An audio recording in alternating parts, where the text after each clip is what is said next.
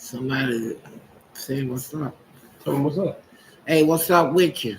How you doing? How y'all doing? Yeah, I'm back. Feeling a little good too. Hey, how you doing? What's up? What's up? I'm back, man. I got a punch. I'm back with a punch. I'll tell you what's going on too soon. Having a pretty good time. I'm glad to see that yeah, okay, okay. I see the love. Back to you, back to you. Love. I got love for y'all too. And you about ready? And you got a question, donate, $2, $3, something like that. I answer your questions. Y'all know how I do it. You helping me out for real. Because, you see what I was up against out here, man. How they try to do me and all this is, but I'm still around. I'm still making it, still got my head above water up under the radar. Ain't nothing but trash out there in the streets, man.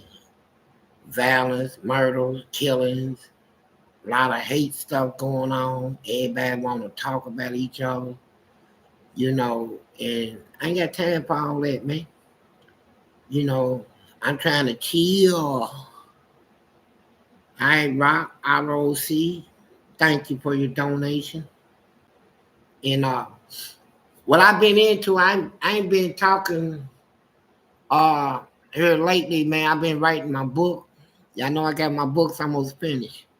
And I just got I'm about the last 2 chapters. And it's, about my journey, the impact, the emotions, everything I went through. I got some secrets in her that I ain't been saying here on the interview live, but it's in my book. It's going to be interesting, man. And then I mapped out a whole lot at the end, man. I'm going to map out a lot at the end where I see what's going on, right? Like, for instance, I try to keep an open mind on everything, right? And I sat there and I watched the news. And this lady, she said she's a Republican. She was involved in that January 6th stuff. And she hollered, I got 8 kids and I'm going to jail. But I got faith in Donald Trump. He's going to pardon me. So I know in my heart that man got death riding on his shoulders. He done promised all them racist people. He gonna make president. He gonna pardon everybody. And so now we know he got pressure on him to make president again. Everything he done, he cheated. He never achieved anything without cheating. So we know he's cheating somewhere. We just ain't found it out yet. But anyway, I've been focusing on that, focusing on my book, writing my book, trying to get a message out there to the fans, and at the same time, trying to figure out a way to help people, because we still got a lot of people getting locked up, don't know what prison is like. They think it's fun and games, but the fun and the game stops when they see them jail bars, when they bring you that nasty tray with that food on it that you can't really eat, a rotten bologna sandwich, and then when you hit prison and they tell you to strip off, squat down, spray your butt cheeks, and cough, and the inmates is looking all up in your butt crack and stuff. Who wants to go through that? And the last I heard, I got people that I know ain't been listening. Done went to prison, and I done got a message back to the streets. They getting beat up. They getting their butt beat up, beat up. One guy I know, he done had 6 fights already. They mopping them in on. So who wants to go through that? Why can't a person just go on and say, you know what, man, I'm done. Whatever it takes, I'm gonna get a job. I'm going back to school. I'm gonna get an education. I'm not gonna get trapped off in that because the system is setting it up right now to send people to prison. You know, I've been checking out all that Republican stuff, and here in my state of Kentucky, they trying to come out with a law now, 3 strikes you out, and plus to back it up, they coming out with a budget. Say they're gonna cut a whole lot of Medicaid and stuff, big major cuts in Medicaid, and our governor he's standing opposed to it at the moment. But that just give you an idea of what's going on. They setting the streets up right now, a system where they can lock people up. They gonna force you to do something. They gonna cut them benefits and everything. They gonna force you to make a decision. And most people gonna hit the streets, stealing, thinking I ain't got no choice. Yeah, you got a choice. You can go back to school. You can take up a trade and commit yourself to some job because it ain't it's getting hard out here. So I got a lot of stuff in my book, man. I hope it shines a light on a lot of things, problems, and give people solutions. Because I found, man, you know, I can go back to the streets right now if I wanted to. Pick up some guns, go out there, do all that robbing and taking and stealing, and can get back. But I know sooner or later, it's going to come crashing in on me. And I'll be right back to where I just came from, going through the same stuff or something worse. So while I'm ahead, I'm going to stay ahead. You know, I'm going to stay ahead. And even now, through these interviews and stuff, I'm meeting some success along the way, and I'm progressing to the top. And I know I'm going to go to the top. I already see it coming. You know, I got a lot of deals in store. This is going to be my year. But, you know, I question myself, what you going to do when you get to the top? You know, what you going to do? You going to end up like a lot of other celebrities in the news all the time, being accused of sexual stuff. You can't leave the streets alone and all that. Man, I'll tell you what I do. I'm going to hide. I'm going to get me a house on some land. I'm going to build it the way I want it built. And I'm mind my business. What do you think of who? Trump, Fleece. Well, my opinion of Trump is this. It's like, I don't think he's for the people, the black people, really for America. You know, to make America great again ain't about, people don't know what that phrase means. I know what it meant. White people is the third poorest people in America right now. They used to be the number 1 richest family in America. Now they dropped to number 3. So when he get up and say, I'm going to make America great again, then white people know what he's talking about. Putting them back on top as number 1. Because right now you got the Asians and you got the Indians, then white people, then black people. So they thought they made a big point in them white people that came out in their our caucuses. Well, all people, you better get real with this man. Vote against him. We're going to send a message back to our. Y'all can come out in the cold. We'll come out in the rain, sleet, cold. Tornadoes can be out there. We're going to vote against this man. We know he ain't going to be the president. We're going to make sure of that. That's what I got to say about him. You know. So, any more questions? Then back to me. You know, I'm just trying to stay focused, man. I see what's going on out there. I see all this stuff in the news.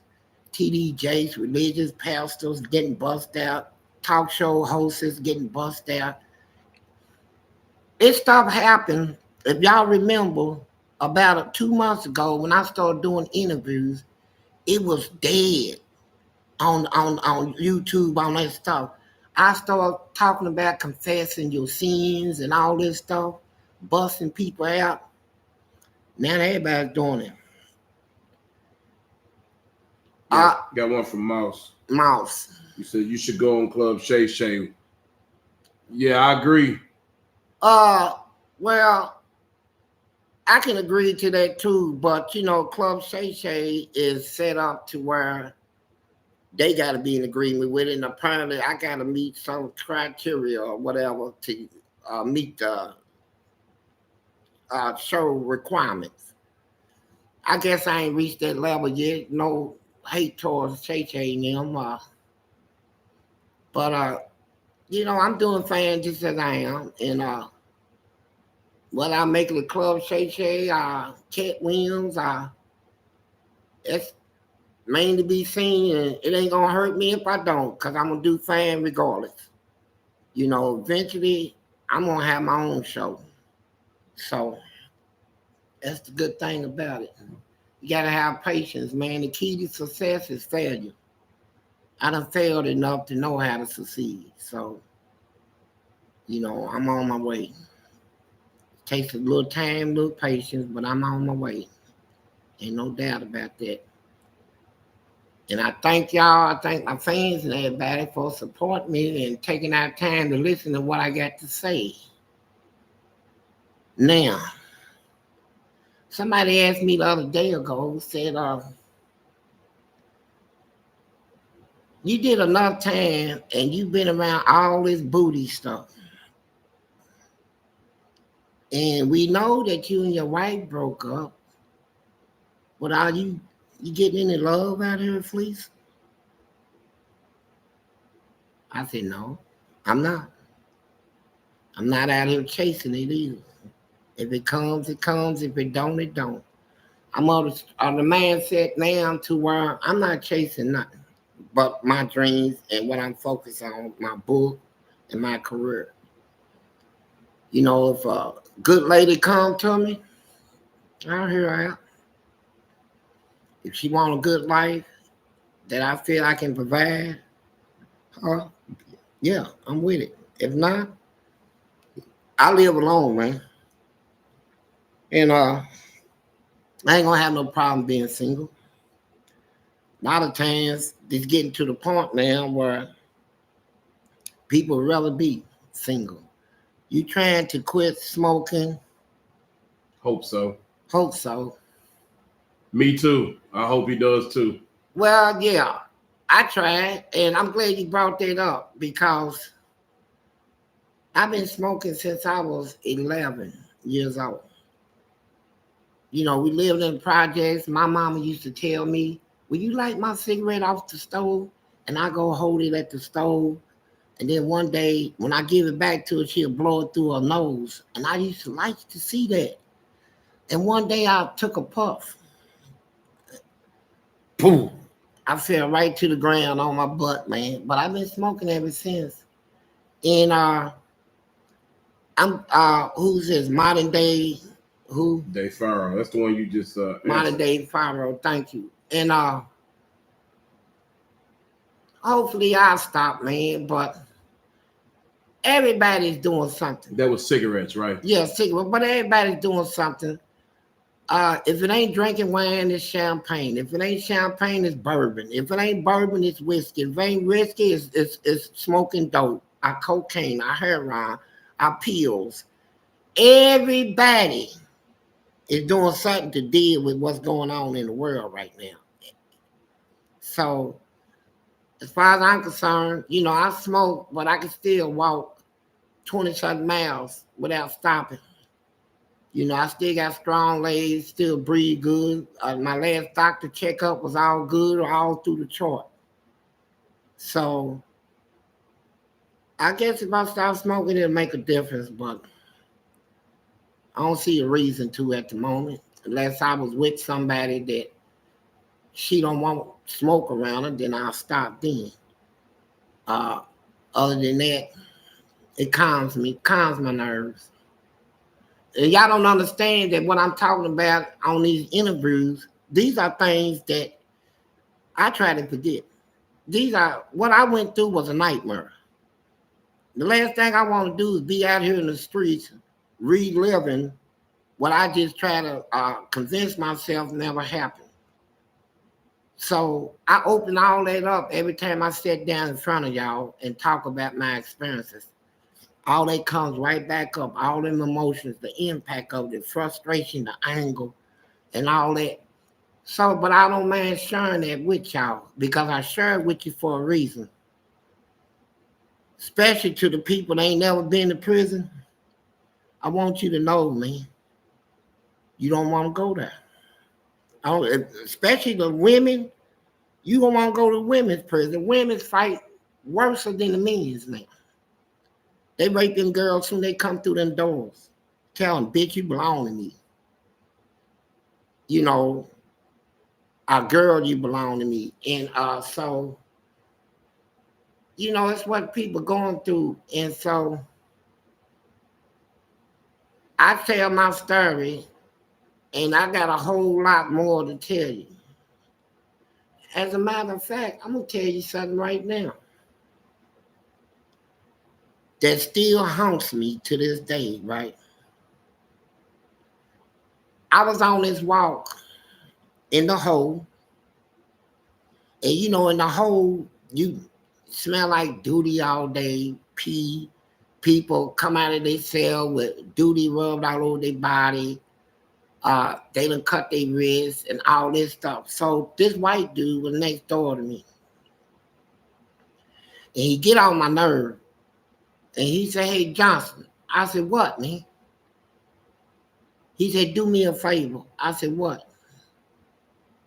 He said, take his razor blade and cut my wrist. I said, why don't you do it? He said, man, I just make scratches, man. I want it really cut. I said, all right. So I took and tore my sheet, stripped in it, and made like a rope and made it into a lasso. I said, I'm sick of his mouth. So I took the razor blade and put a little sheet around it so it won't slip out of my hand when the blood gets wet on it. I mean, he asked me to do it, and he gets on my nerve. I'm getting ready to teach him a lesson. I said, stick your arm over here. When he stuck his arm over, I took it, snapped that lasso around and tied it around the bar real tight. Can't get loose now. I cut the hell out of him. You talking about screaming? He did everything. Then he was hollering, and then guards, when they finally came, I done took the cut the thing off of him, flushed it in the toilet, and wiped all the blood off my bowels, and they took him out on the stretcher. But you know what? In a way, I feel bad about it, but you know that guy I did that way? You know what he is right now? He's a pastor. He got out of prison, never looked back. He became a pastor. And his testimony is Fleece Johnson, me, the man who cut him to his senses, right? But, you know, I still said, who's it from? YARRAMIR YAAGR. I can't pronounce it. Okay. Donated. Okay, thank you. He said Truth Reloaded TV said they smoke K2 where he's from. Do they smoke Katie there too? I have no idea what that is. So no, we are called here in Kentucky. They call us country. You know, the K2 and all that. A lot of y'all are slang. We ain't got here. You know, but we smoke everything and we had everything in that prison. I had a hookup. Whenever I want weed, I know how to steal the guards' walkie-talkie. I was still that's a breach of security. They can only put me in a hole for 90 days, but they will fire their guard indefinitely. In order to get your walkie-talkie back, you got to bring me something in. You got to give me some money and bring me weed. Okay, what's Travis Clark donated? Yeah. He said, what's the origin of the hook off the jab? Did you hit it? I never hit with it or stole it from somebody? Keep it real. No, I ain't steal it from nobody. It was developed. You know, I'm boxing and I can switch my style. I'm southpaw anyway. I can switch style, move, and dude kept on trying to cut the rope on me. He boxing low. I'm shooting down. I gotta shoot down at him. And I'm missing, right? And he's popping me. So I'm sliding off the ropes and I went on and I threw. I see the punch I know I should throw. I brought it out and then brought it back because I said I ain't gonna miss him when he, you know, I ain't gonna give him a chance to duck his head real quick. And I'm gonna have to cut it short right here. And I popped it. Took him out, man. And hook off the jab, I ain't never missed with it. Probably now, but what was the next one? And one Andres Averson in OK. He said, "Yo, G, what booty did you prefer, white or black, boy?" Man, you don't have a preference really. When you ask for some real booty, you know, you want clean booty. You want somebody that got a good looking booty. It don't matter if they white or black, you know, you want to get up in it. You know, I mean, it's a once in a lifetime. You don't just, ain't nobody gonna just lay there and say, hey man, you just got locked up, you want my booty. No, you got to go get it. And the chances you gonna find it, it's up to you. You know, but that's what they're doing in prison. So if you think all these people out here with these high sex drives that go all over the cities having sex with different everybody's girlfriend, get locked up and then they don't have sexual desire. Yes, they do. They got it stronger. And after they do about a year or two, hey, somebody gonna have to give it up. You know, they friends, whoever. Hey man, what's up, man? So who's next? Yeah, Greg B. Greg B. He said, "What's your goals for 2024? Any movies?" Well, the movies is it's on the list. But right now, we getting the book out of the way. Then we're gonna do a lot of cartoon stuff. You know, the Boondock thing. No, we're gonna have our own doc. It ain't gonna be Boondock. Yeah, Booty Doc. You know, that's what it should have been at first. Instead of Boondock, should have been Booty Doc, because it's all about the butt, man. But man, it's gonna be more realistic, you know, and truthful. You know, shoot. Man, in prison, it gets so bad that I've seen time in prison where we search our TVs in our for any sign you know, somebody just showing a big part of their legs and stuff. You know, you be trying to look up on the dresses of girls on TV. And when we see somebody her dress throw up, I go to sports and see them girls bend down and run. We get them. We pull them things out and we jack them. They say, hey man, you got sports on, women sports. We turn it on that station. Everybody hang their blankets and stuff there, get your grease and lotion out. We ready to jack. But it gets old, man. You know, it gets old. Keep going to the shower, see these men with these big butts like Serena Williams. You know, and you like, man, I'm tired of beating my meat. Shoot. That nigga, his butt, golly. And yeah, you do what you gotta do. Well, sorry about it. That's just how it is. Sometimes you gotta give butt to give butt. You gotta do that too. So Yeah, Greg B again. Greg B said, "Who was your childhood hero?" I didn't have one. That's the thing, man. I ain't even, wait till you read my book. It's a reason why I didn't have one. You know, read my book. All that's in there. I never had one. The guy that's doing my interview, Big Lee, he's the closest I ever had to somebody in this life, and I'm 65, that I can relate to, talk personal stuff to, take advice from. Okay, who else? Got Travis Clark donated. Do you think if that OG on the yard never gave you that knife to defend yourself, fate would have been different and Big Reggie would have got you? Well, Big Reggie was in another prison. Now, the guy that gave me the knife, he was in Eddyville. He was an old man. Yeah, my fate would have been different. Man, they was coming for me. Man, it was about 6 white dudes, man. The hardest in there. They was coming for me. And that black man told me, he said, man, I can't fight no more. I respect you, respect what you stand for. Gave me that knife, and I grabbed it. I said, you know what, let's get this over with. I ran towards them, running, with that knife in my hand, run, and they just scattered. Hey, man, no, it ain't gonna be that. Now, the Reggie thing happened down the Grange.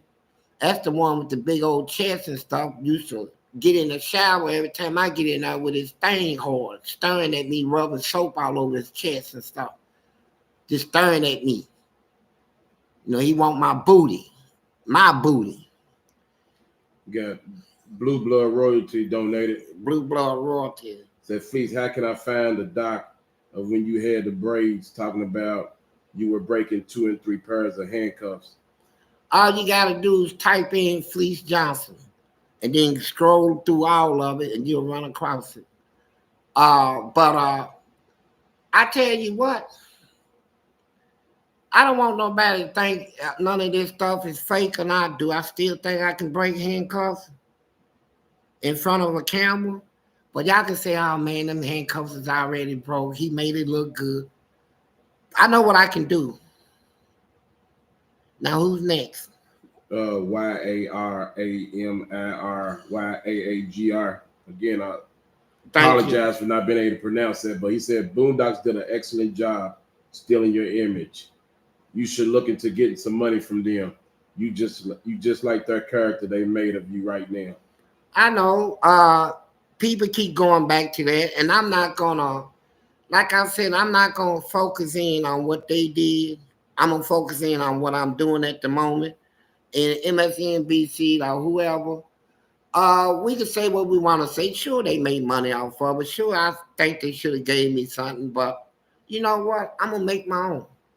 And I see them when I get to the top, you know. So we'll talk. But other than that, I don't get filled with hatred. I don't hate nobody. Is out here trying to get their bread, man. People's out here trying to make a living, man. If you put yourself out there, if they can make a living off of you, they will. And so I provided that opportunity, and I can't put all the blame on them. I can blame me. I can blame me. So that's it. Got Greg B donated. Greg B, thank you. He said, was the Rodney King beaten big in prison? No, it wasn't.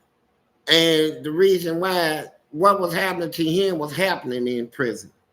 So it wasn't no big surprise for none of us to see it. That's what I'm fighting against in our, is that type of brutality, right? I had to stand up by myself, man. I fought a whole system of white people, man, powerful people, and got so many victories, and they still trying to get me out here, you know, so it's all good. Come with it. You know, I got a hug for you. Anyway. You got Blue Blood Royalty. Blue Blood Royalty. He said, when you gonna whoop the Dante network? Man, Dante ain't even got back with me. I've been trying to figure out where he lives, man. You know, I want to go see this dude, bro. I want to go see him, the man that said he can put me to sleep and all this. I want to give him a big hug from me, a big one.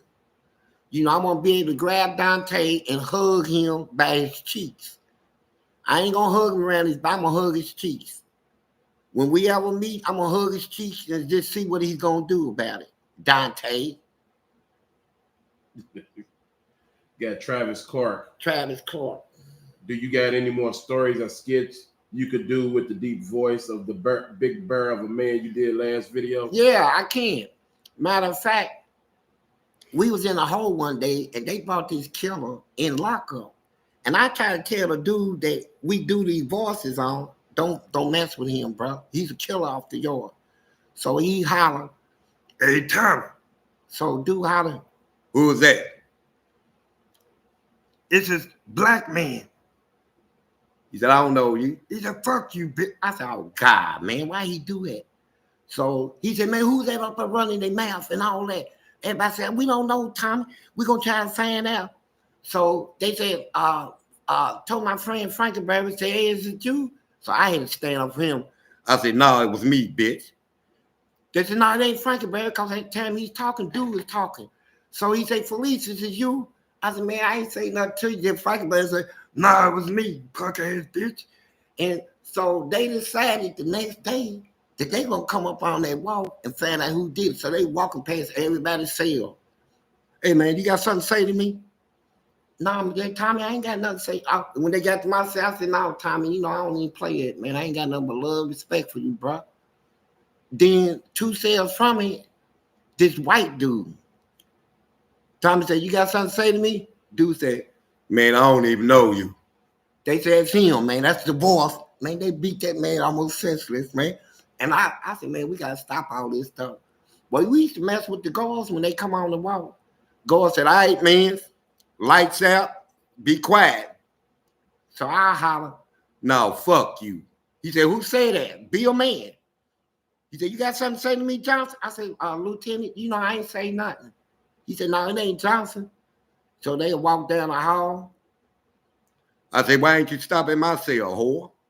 And they run back. Man, so we used to have fun with them jokes, but they almost got us towed up one day. Just some little fun thing we used to. But you know what? I got out of prison. I had a different voice for 4 ladies. And I forgot which voice I used for one. One girl, I was Roscoe. When I called, I said, "Oh, how you doing, baby?" "Yeah, Roscoe." "Oh, yeah. You want to go out tonight?" And then another one, the black man, Leroy. "Hey, Pam, it's Leroy, baby. Yeah. Tell your mom I said hi and your brother." "Oh, yeah. All right, baby. I'll see you this week." And so I had another one, Terrence, So I had like 4 voices for 4 different ladies. Then I forgot which voice I used on them. And the girl was sitting there talking. She said, "Why ain't you say nothing?" She said, "Why you so quiet, baby?" I don't know which voice to use on them. So I said, took a ink pen, and wrote down that my throat was hurting. All the shit. I said, "Man, I had to let them girls go because I forgot the voices." Now, who said something? Yeah, Greg B. What's your thoughts on Ike Turner? Was he misunderstood? No, Ike Turner, that generation with Ike and Tina, man, it was a different generation. Black people, it was oppressed in this country. Everybody's trying to make a living as they doing now, but we didn't have much to go on. Him and Tina had a thing. She was his hoe. He was her pimp. And then she got up in Hollywood and they changed the script. The people she got around made her realize you're a black woman. You ain't a hoe. She tried to break away from that and he tried to break her down. She got away though. But it's just a classic urban tale that we see in the ghetto a lot. But Ike was trying to get his money. Everybody's doing it. Doing something, trying to get some money. People lying in the government's cheating people out of stuff. People in they own big companies and corporations, they cheating. Everybody's cheating, man. I seen a little girl steal from her daddy. Her daddy was selling, drugs. So he put a big pile of money on the table. He was in the other room, and I'm waiting in the kitchen for him to come out of the room. But before I peeked around the kitchen, I seen his little daughter, 8 years old. She took 2 20s and some 10s and hid it and then went on. I act like I ain't see it, but everybody's stealing. Travis Clark. Thank you. Before that. Who is it? Lil Holy. Lil who? Lil Holy. Lil Holy. Do you have any more cornflake stories with the ladies? Man, I'm telling you, yes, I do. You know, matter of fact, let me tell you this. I got something better than that. I start copping the attitude because, you know, you got women out here that they might well hold a sign up saying, I'm for sale. But they get into a man's life and they'll make a man feel like the only way you can have me is pay for me. I was raised up, no, you don't buy nothing. You can't buy love. You know, you don't buy friendship. You don't try to buy love, sex, none of that. You can get that, you know. So when I get across a woman, first thing I want to do, like, I don't let nobody sit in front of me and try to put themselves on a pedestal. I don't ask the girl, tell me something about yourself. You know, let her sit there. Well, I went to this school, that school, this. Now I want you to. When I talk, I say, tell me something bad about yourself, real bad. She'll say, what? Tell me something bad about yourself. I want all that old make believe shit. So when I get in a relationship with them, I'm gonna show them. I'm gonna see what type of woman they are. So I went out. One girl took me out to a restaurant. I ain't used to all that stuff. Uh, uh, Italian interview, menus, words I can't even pronounce. And the lady was standing over me. She said, "Sir, may I have your order?" I couldn't even pronounce this word, and I said, "This looked delicious." You know, they had a picture of the stuff. She said, "Your order?" I said, "I have a laser."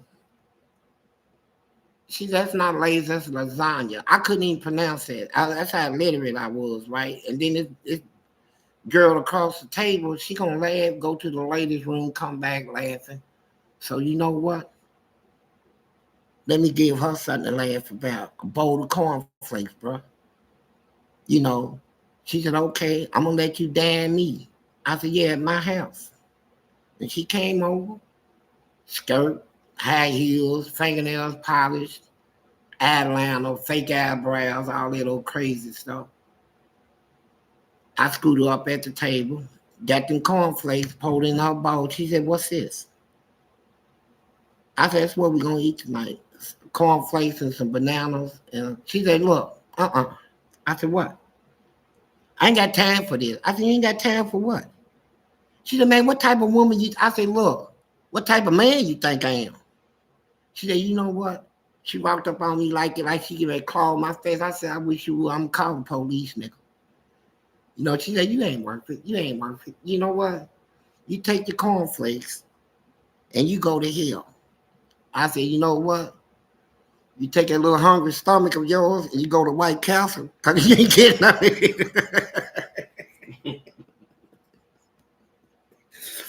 Man, she was tore up. So, you know, they passed the word out. Girls talk. They get on the phone, "Girl, how did it go last night? You know, this nigga tried to feed me some cornflakes." So they pass that all over the city. And so I'm in the store. I ain't bothering nobody. Girl look at me and she said, "Oh, if it ain't Mr. Cornflakes." I said, "Oh, okay. I accept it. You know, whatever." My point is this. If you think I'm gonna take you somewhere and spend $200-300 on a steak and just to have you to go home and I didn't get a hug, a kiss, none of that stuff. Uh-uh. Uh-uh. I ain't with it. And so, you know, they always come back. She came back and tried to take me out again. Gonna call herself showing me the life. What life? Lady said, "What you want?" I said, "Man, y'all got peanut butter and jelly." She said, "No, he's playing with you. He's playing with you." She said, "Don't embarrass me and her." I said, "You know what the problem is with you people that think y'all got more, live above your means, all that stuff? Y'all fail to realize where you come from. You know, and just like when I was locked up, you know, I had Muslims tell me, about eating pork. We don't eat pork. It's bad to eat pork. I got sick of hearing it. So you know what I told him? I said Muhammad Ali, when he was Cassius Clay, he was raised off pork. He was knocking him out any round he caught. When he started eating pork, he got his jaw broke. Mike Tyson, same way. Knocked everybody out the first round. He started all that Muslim stuff. And then look at all the football players, all the basketball, all these people was raised off of pork. How can pork be bad? The fastest man in the world eat pork. We're raised off of it. The strongest man in the world is a pork eater. Hell, if pork was so bad, why they so good? Why all our champions are pork eaters? Explain that. You think LeBron James never ate a pork chop? You think eating what he eat now got his body prepared to do what he does? Shoot, come on, man. And all the rappers and stuff, come on, man. Y'all was raised off that stuff. So, you know. Anybody else got a question? Yeah, got Travis Clark. Travis Clark. How often did prisoners offer themselves to you for food and protection? They don't do it every day, but every now and then you'll see somebody come in prison that is, they look for somebody respectful, for real, to be around. They got plenty of money. They, like one guy, he had a hit and run. He's a white dude.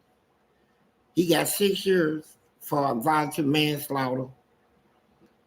He asked me, he said, I'll make sure you spend the max of what you can spend in canteen every week. Just look out for me. His name was Chris. And I looked out for him, you know. And so we all look for ways to make money in prison because people in prison get left out, man. All these people on the streets that is all up in your face now, that's because you got money. You go to prison and you ain't got nothing to give nobody no more, you ain't gonna get no visits, man. I was in Eddyville, and every week, the visiting room would be the same every week. White people, maybe 1 or 2 blacks, out of all them inmates. People gave up. So we locked up. We know we gotta survive. So we gotta figure out a way in prison to survive. People get robbed in prison often. People run up on you, bust you in your head, take all your stuff. They're still in it. There's still socks in there, soap dish, toothbrush holders. They'll steal your half a bar of soap. You know, prison, I'm telling you. Woo. Got one from Greg B. Greg B. Would you consider yourself a bully in prison? No, I can't stand bullies. I can't, man, I'm telling you, I can't stand them. That's why I don't run in gangs and none of that stuff. Everybody try to recruit me. I'm not with it. I don't like bullying and people getting bullied. That's why I did all that fighting. And I'm trying to help people. And I'm trying to help people. You know, I did all that time. I could have came out of prison in 13 months. I ended up doing 40 years, man. I'm in there trying to fight battles, protests, violations of rights, standing up for people. Then I get caught in a big cycle, a big war now. Now I got to step my game up. But yeah, it was a battle. It was a battle. And I was a very overqualified opponent. Because I went all in, bro. I went all in. Got 17 DMV world. I don't know if I really understand your question, but I'm going to read what you got on here. Fleece, do a prison AB video. I'm getting fat. LOL. Well, I don't understand it either, but much love to you. How about that? And thank you. But, you know, people out here, here's what I don't understand. How can people out here talk about me? Do y'all know what y'all doing out here in society? Okay, this is what he was asking. Yeah. Okay. Yeah. Please do a prison abs. He forgot the S on the video because he's getting fat. Do you still work out? What do you want to know? He wants you to do a prison abs video because he's getting fat. He want to see what you do so he can do it and trim down. Yeah, only thing I do for abs is I do pull-ups. Pull-ups, and I do supersets where you lay down, take the weight off, bring it down, go over your head, bring it over, push up, come down, and you laying on your back. That's superset. Supersets and dips will get your abs right, especially the dip. When you drop up on the bars and you do your dips, tight, and then you hold the bars and bring your legs up like that. Bring them up, holding up 2 bars on the dip bar to keep bringing your legs up. That's my ab workout. I wouldn't go for nothing else. Nothing else. I can work my abs out in like 90 days. I'll be tight. And so who's the next one? You got Leonard Washington. Okay. Said, was the weed in prison good? What do you think of the gas out these days? Man, the gas out these days is crap. The weed in prison I had was good. The weed I grew up on was good. We didn't have all this spray stuff on your weed and all that. We had real weed, bro. The best weed I had was from one of my brothers, man, from Jamaica. He was called Jamaican Chris. And yeah, his people came from Jamaica and brought some of that stuff, hash. Oh my God. This stuff's out here, spice, crack, all this stuff. It ain't weed, bro. It's suicide. It's stupid. And this generation just ain't got it, man. They ain't got it like the generation I came out of, man. We had good weed. The weed I had in prison come from the farms and stuff. I had somebody work in prison grow that stuff. And who's this? Got Rayo. Said, if I was in a cell with you, I own the top and bottom bunk. You'll sleep on the floor, buddy.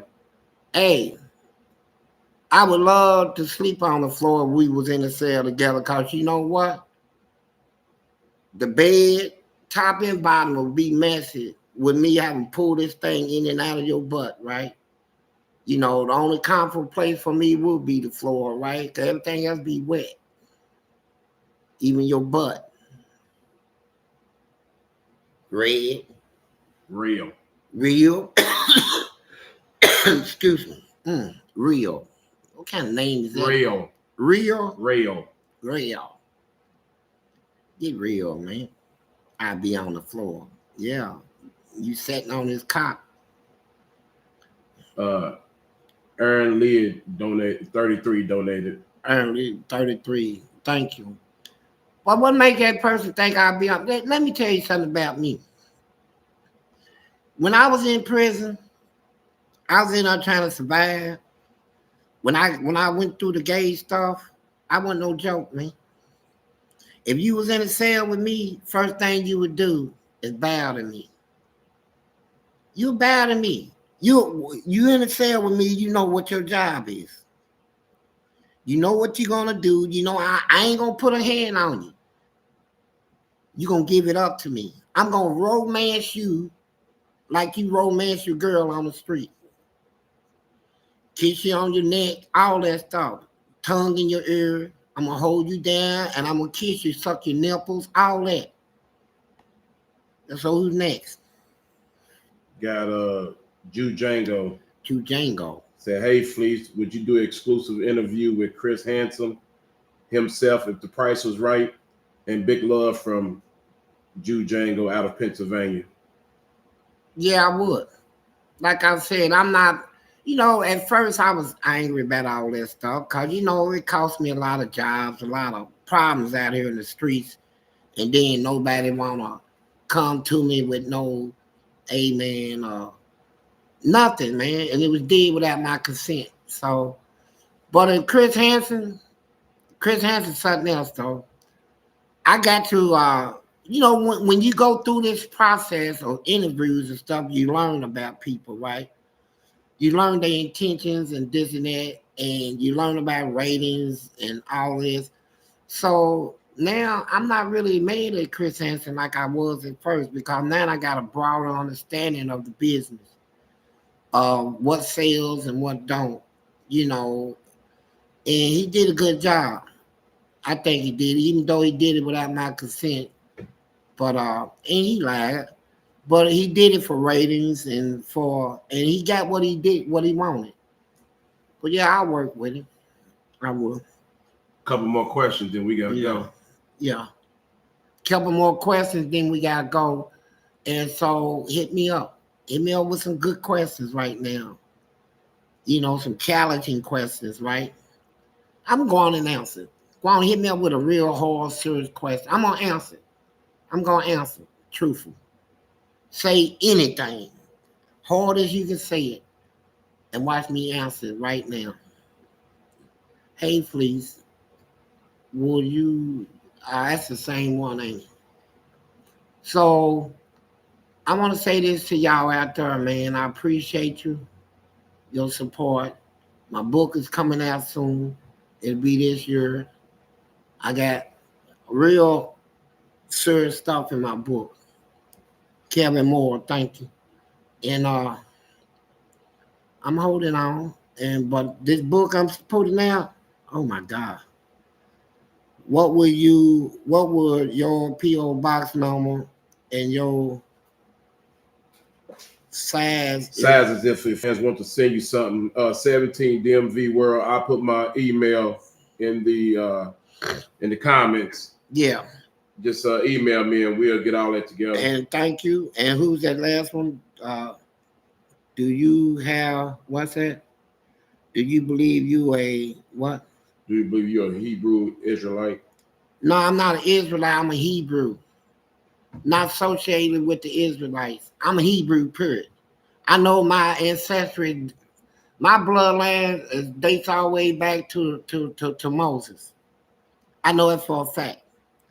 So I don't consider myself a black person, African American. I consider myself a Hebrew, you know, and I'm not stuck into the Old Testament.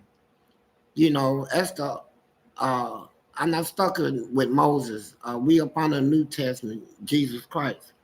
You know, people want to be up under that. But Paul X donated. Paul X, thank you. But I know I'm a Hebrew. And them Israelites, no, I'm not one. But I appreciate them a little bit sometimes. That's all, y'all. Bye bye. See y'all later.